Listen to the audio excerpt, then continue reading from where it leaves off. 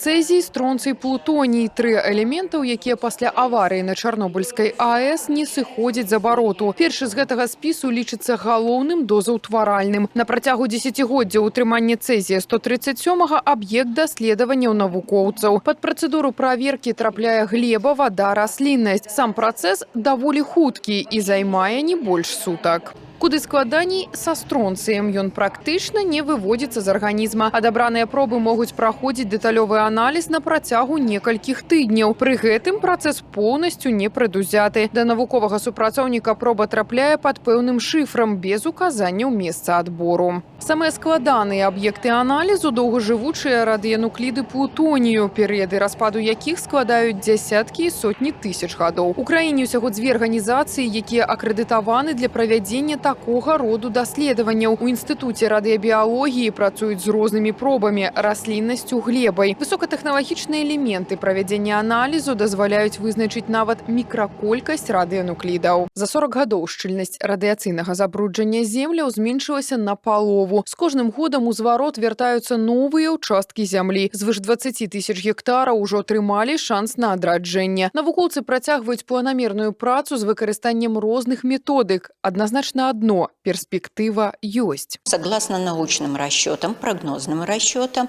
более 50% земель, которые были выведены, в настоящее время можно вернуть в хозяйственный оборот и проводить рациональное использование их, то есть использовать для получения выгоды. Зніжэнне ўзроўню радыяцыі – натуральны працэс. Гомельская вобласць застаецца важным аграрным рэгіёнам, нягледзячы на тое, што прыняла на сябе асноўны удар пасля аварыі на Чарнобыльскай АЭС. Тым не менш, навукоўцы працягваюць даследаванні. У Беларусі дзейнічае самая жорсткая ў свеце сістэма кантролю радыяцыйнай бяспекі. Перастрахавацца і зрабіць больш, чым неабходна, каб не дапусціць з'яўлення забруджанай прадукцыі. Галоўная задача.